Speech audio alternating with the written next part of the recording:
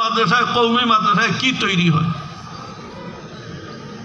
আপনাদের ঠান্ডা লাগতেছে, আমি খুব শর্ট বলতেছি, একটা ক্লিয়ার কথা। আমাদের এখানে এই তৈরি হয় না, সেই তৈরি হয় না, এইসবের কোনো প্রয়োজন নেই। আপনারা নিজে বিবেচনা করবেন আমার এখানে কি তৈরি হয়, এটা দিয়ে কি করবেন। এখানে সন্ত্রাসী তৈরি হয় না, না হয়, আমাদের মন্তব্যের তো কোনো প্রয়োজন নেই। ওপেন জরিপি রিপোর্টের কথা বলতেছে। মানুষ, আদর্শ মানব, ভালো মানুষ আর নিকৃষ্ট মানুষ, খারাপ মানুষের 3 কাঠামোর উপরে আপনার এটা ধর্ম আনা ধর্ম আর ইসলাম আনা ইসলামের কোনো মশলা নয়।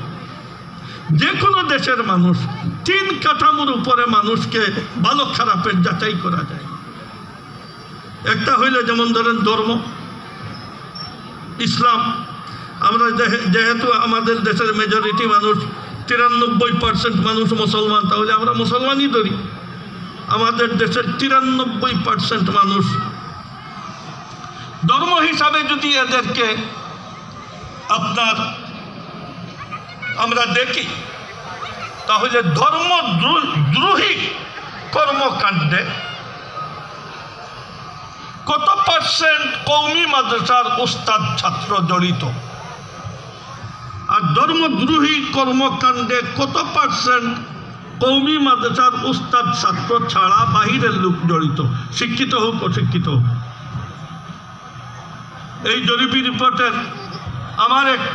আমি এক রিপোর্ট দিয়ে দেই, আপনারা যে পারেন নিজস্ব জরিপে রিপোর্ট বাহির করবেন। 97 বা 98% হবে কওমি মাদ্রাসার বাহিরে যারা অবস্থান করে এইসব মানুষ ধর্মদ্রোহী কর্মকাণ্ডে লিপ্ত। আর 2% বা 3% এরা কওমি মাদ্রাসায় ফিরিস্তারা আকাশ থেকে আসি পড়ে না। এই দেশের নসলের এই গ্রামে গঞ্জে যারা বসবাস করে এদের আওলাদেই পড়ে। হ্যাঁ, এরা স্টিল দিয়ে বাধাই করে এইখানে আনা হয় না, এরা আপনাদের সন্তান।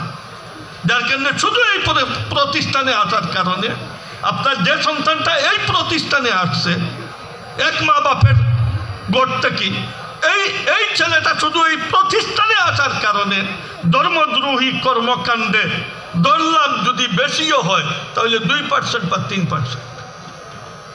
আর আপনারই আর এক ছেলে ওইটা ওই 97%-এর মধ্যে, 98%-এর মধ্যে। আচ্ছা, তাহলে ধর্ম হিসাবে একটা জরিপ হইল।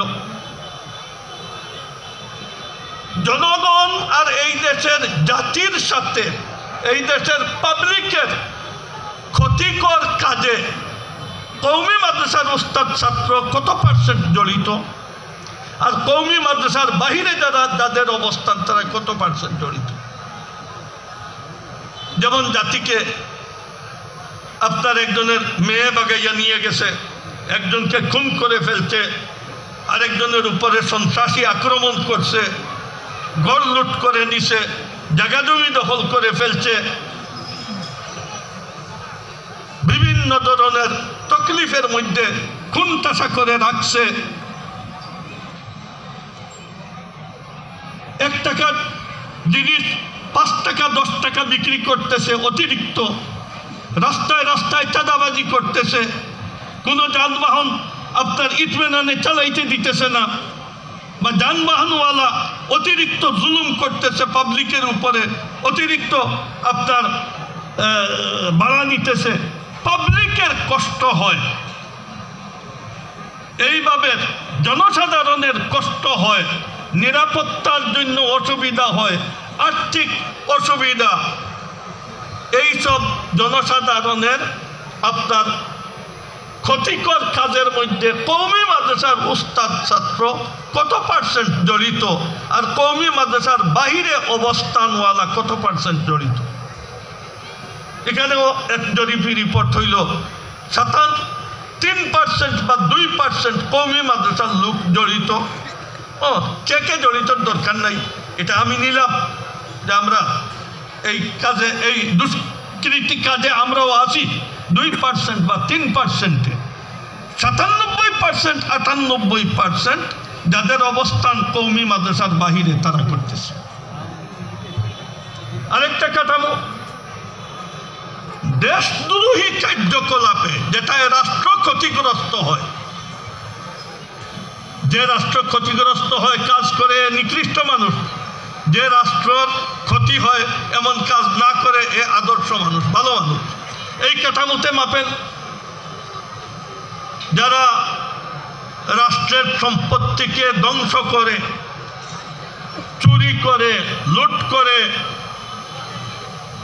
বাজেটের টাকাকে আপনার অর্ধেক 2/3 খেয়ে ফেলে, সরকার যেটার জন্য আপনার বাজেট করছিল এই জায়গায় খরচ করা হয় নাই, প্রজেক্টকে খেয়ে ফেলতেছে,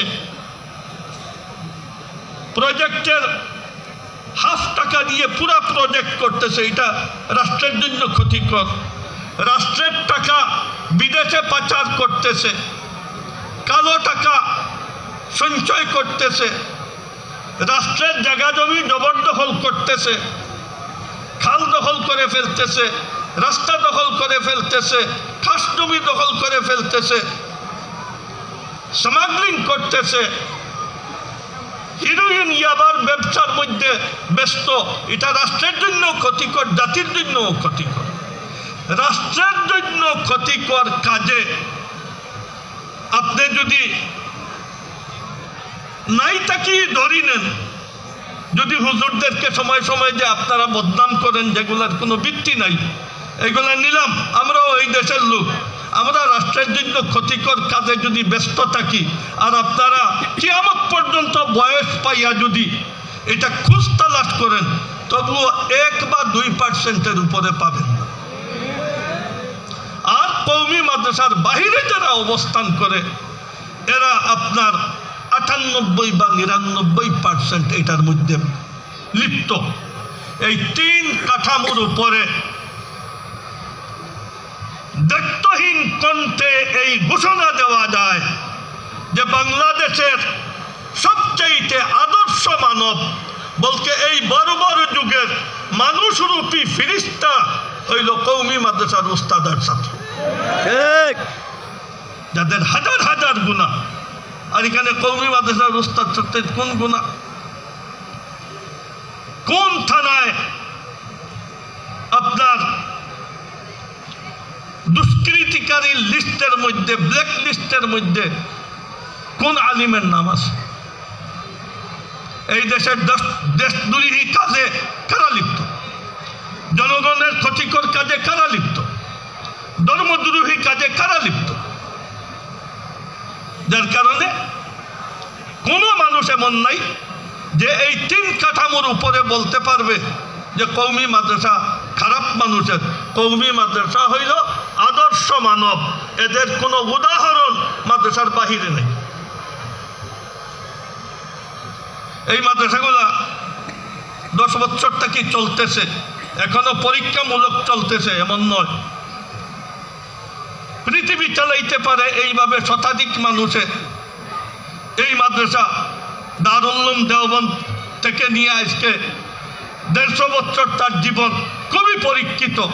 আর গোটা বিশ্বে এর আপনার কার্যকলাপ এই মাদ্রাসাগুলার যেভাবে চলতেছে পরীক্ষিত।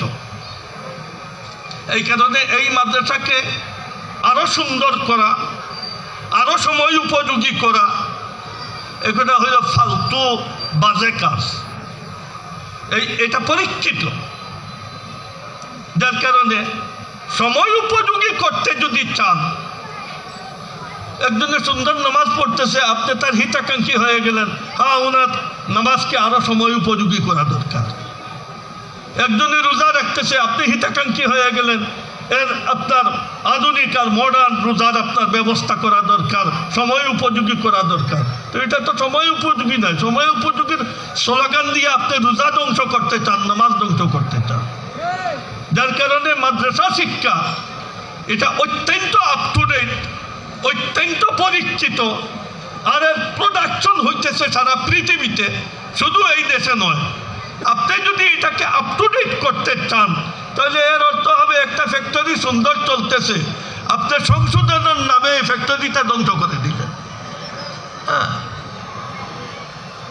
আজকে এই বাংলাদেশের এমন কোনো বিভাগ নাই সরকার পরিচালিত যে বিভাগ স্বনির্ভরশীল,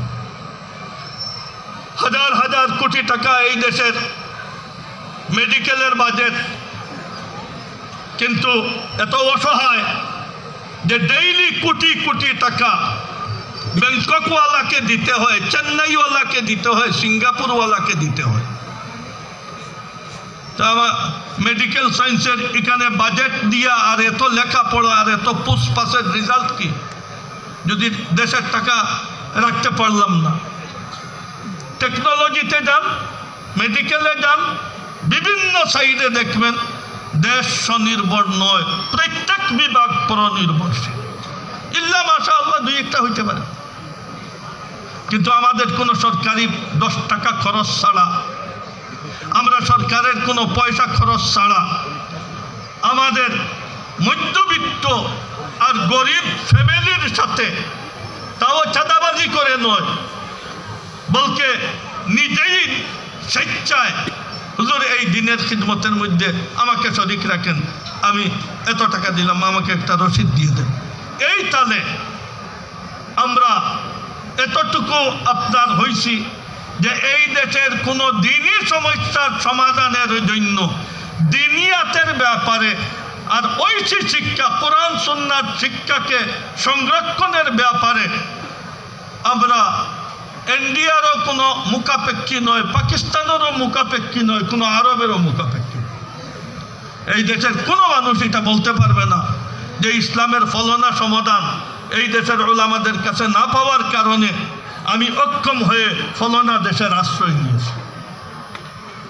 তাহলে যেটা স্বনির্ভরশীল, এখানে আবার আপনি হস্তক্ষেপ করতে চান আর আমাদের হিতাকাঙ্ক্ষী শাস্তে চান কেন? বিভিন্ন রাইটাররা, বিভিন্ন মন্তব্য কর্নেওয়ালারা এটা বলেন, যেটা ঠ্যাং ভাঙ্গা চৌক নাই ওই দিকে হেল্প করার চেষ্টা করেন। আজকে আপনি দেখে নেন যেখানে সরকারি হসপিটালগুলোর অবস্থা কি, কোনো আদর্শ সরকারি হসপিটাল নাই। আপনি যদি এই দেশের মধ্যে ভালো হসপিটাল চান তাহলে প্রাইভেট গিয়ে পাবেন। শিক্ষা প্রতিষ্ঠান, ভালো শিক্ষা প্রতিষ্ঠান এই দেশে প্রাইভেটগুলো পাবেন। আমাদের এই শিক্ষা 150 বছর থেকে পরীক্ষিত, আপনারা নিজে দেখছেন। এই দেশের সরকারের 10 টাকা খরচ নাই, আর এই দেশের সারা মুসলিম বিশ্বে এই দেশের সুনাম কাতার ভিত্তিক, মিশর ভিত্তিক, সৌদি ভিত্তিক, তুরস্ক ভিত্তিক আপনার কিরাতের আপনার কম্পিটিশন, হিফজের কম্পিটিশন। এখানে আপনারা গিয়ে দেখবেন কোনো কোনো বছর তো এমন হয় যে বাংলাদেশি ছেলেরা 70টা 65টা দেশে কম্পিটিশনে, আপনার কোনো বছর এমন হয় 1 থেকে 10 পর্যন্ত বাংলাদেশ। এই বছরও তো হইল 1 থেকে 1, 2, 3 বাংলাদেশ। এই সুনাম কার হইতেছে? এই দেশের কোনো আব্দুল্লাহ আব্দুর রহমানের হইতেছে না, এদেরকে কেউ চিনে না।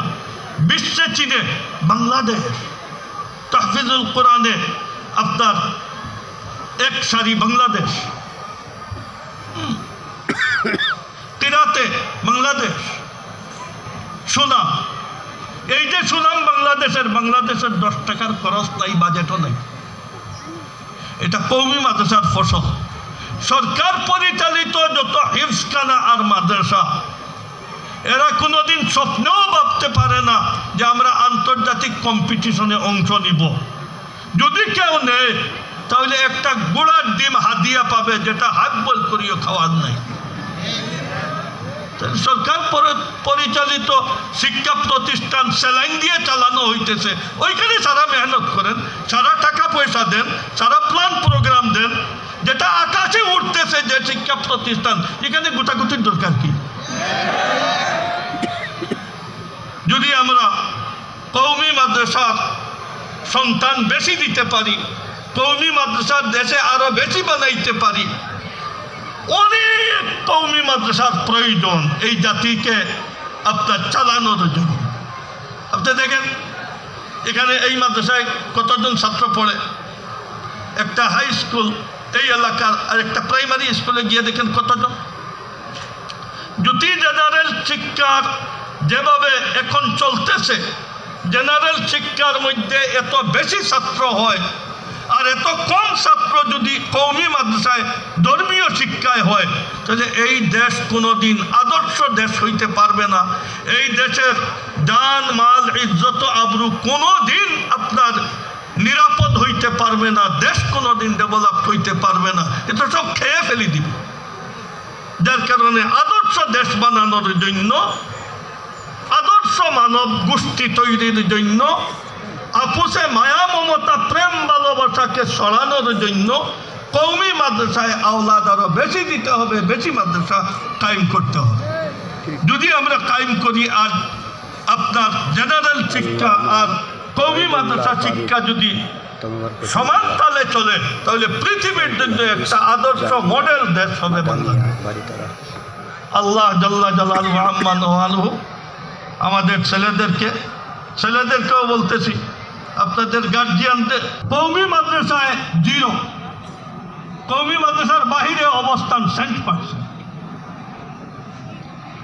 যার কারণে এরপরে এমনি পাবলিক খরচ, আপনার ওলামাদের পাবলিক খরচ পাবেন না, 5 টাকা 10 টাকা পাবেন, তাও 2 দিন পরে দিয়ে দিতেছে। বেলা হিসাব, রিজেক, টেনশন মুক্ত হায়াত আপনি পাবেন কওমি মাদ্রাসা। রাসূল সাল্লাল্লাহু আলাইহি ওয়াসাল্লামের হাদিসে কুদসি, আনা ইনদা যন্নে আবদি বি, আমার বান্দা আমার উপরে যে ধারণা করে আমি তার সাথে এই আচরণ করি। কওমি মাদ্রাসায় পড়িয়া যদি মনে করেন যে আল্লাহ রেডিমেড এত সুন্দর বডি দিয়েছেন, আর পড়ার জমানায় রেডিমেড আল্লাহ তাআলা খাওয়ার ব্যবস্থা করছেন, আল্লাহর কসম আল্লাহর এই ক্ষমতা আছে আমাকে এইভাবে রেডিমেড মৌত পর্যন্ত খাওয়াবে। আমার কাজ খাওয়া দাওয়ার পিছনে পড়ার নয়, এটা একটা ফালতু কাজ। আমার কাজ হইল যে কাজে জীবনের 1/3 হায়াত ব্যয় করছি, ওই খিদমতে আমি আমাকে ওয়াকফ করে নিই। যদি এইভাবে আমাদের ফুজালারা এই ধারণা আর ইমান রাখে, তাহলে তারা সাথে যাদেরকে যেভাবে পালছেন আল্লাহ তাআলা, তার উস্তাদদেরকে 1500 বছর ইলমে ওয়াহির খাদিমদেরকে যেভাবে আল্লাহ পালছেন, আজকে যারা ফারিগ হইতেছে তাদেরকেও আল্লাহ তাআলা এইভাবে পালবে। আর এখানে পড়লেন গুতাগুতি আরম্ভ করে দিল, ওই সিদ্ধি ঢুকিয়ে আপনার আলিয়া মাদ্রাসার পরীক্ষা একটা, ওই সিদ্ধি ঢুকিয়ে মেট্রিকের পরীক্ষা একটা, আইয়ের পরীক্ষা একটা, গুতাগুতি করতেছে, গিয়ে সিদ্ধ তালাশ করতেছে। কেন? যে আল্লাহর উপরে ঈমান আনছি, উনি এই ইলমের মাধ্যমে এই আল্লাহ খাওয়াবেন না, বয়স অনেক বেশি হয়ে গেছে, এখন আর কর্ম সংস্থান বানানোর আল্লাহ তাআলার তৌফিক নাই। এখানে আমাদের মুখে বলি না, আমার অবস্থায় বলতেছে আল্লাহ আমাকে সৃষ্টি করছেন, এটা হাসা, কিন্তু আল্লাহ এখন এমন বয়সে পৌঁছছেন যে থাকা খাওয়ার জন্য আল্লাহ যে আমার দিকে আপনার দৃষ্টি করবেন, আল্লাহর এই বয়স রয়েছে না। যার কারণে আমি যেভাবে হোক আমার খাওয়ার ব্যবস্থা করতে হবে। তো আল্লাহ তাআলা বলেন, ঠিক আছে, তুমি যখন ছিদ্রদি ঢুকি প্রাইভেট ছিদ্রদি রিজেকের ব্যবস্থা করতেছো, তাহলে ঢুকো আর লঞ্চনা করো, আর যা পারো অর্জন করি খাও। তো আল্লাহ তাআলা এর জিন্দগিতে আপনার হারাম হালালের মশলা নয়, কিন্তু এর হায়াতকে জিন্দগিকে আল্লাহ লঞ্চনায় ফেলে দেন। ঠিক আছে, চাকরি করো, সার্টিফিকেট বিক্রি করি খাও। এই দোকানে সার্টিফিকেট দেখে 10 টাকা লো, ওই দোকানে সার্টিফিকেট দেখে 10 টাকা লো। আরে খিটারের মধ্যে আপনার সার্টিফিকেট দেখাইয়া বাদ পাকাই নাও, ওই লঞ্চনার জিন্দগি তোমার দান। আর যদি মনে করো যে বেলা হিসাব খাবো, হালাল খাবো, আর আল্লাহ খাওয়াবেন, এই উমরে আজিজ একবার সুবহানাল্লাহ পড়লে আসমান জমিনের ভিতর সারা সওয়াবে ভর্তি হয়ে যায়। যার সময়ের এত দাম, এই সময় এই ফালতু কাজের মধ্যে খরচ করার জন্য আল্লাহ দিয়েছেন। যে বিকালে খাবো কত কি, আর জামা বানাবো, আর পায়জামা বানাবো, এইসব ফালতু কাজের জন্য আল্লাহ ইলম দিয়েছেন। আল্লাহ ইলম দিয়েছেন কোটি কোটি বছরের রাজকীয় জীবন বানানোর জন্য। এই শিক্ষাকে ব্যবহার করো আর কাজে লাগাও। তোমার এই টেম্পোরারি, এইটাই তোমার ইমান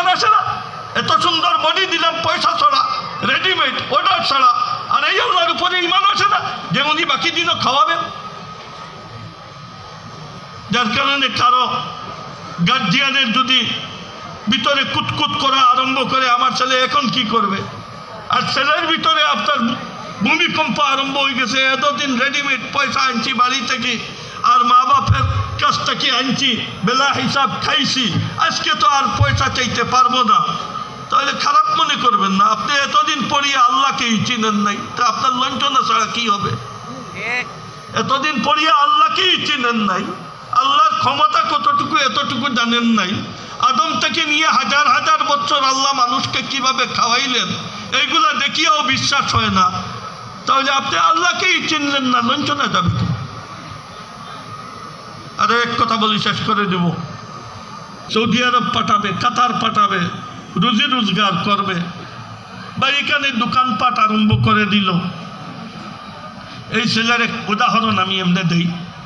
মা বাপে দিছে পাইলট স্কুলে, ওইখান থেকে পড়িয়া পাইলটের লাইনে পড়তে পড়তে ভার্সিটিতে গিয়ে এখন শেষ পরীক্ষা দিছে, এরপরেই প্লেন চালানোর পাইলটের চাকরি নিবে। তাহলে কত টাকা আসবে ঘরে? হে পাইলটের শেষ পরীক্ষা দিয়ে রিক্সা একটা বাইরে গেছে, কামার পাড়া ডাকতেছে, কি রে তুই রিক্সা নিয়ে বাইরে গেলে?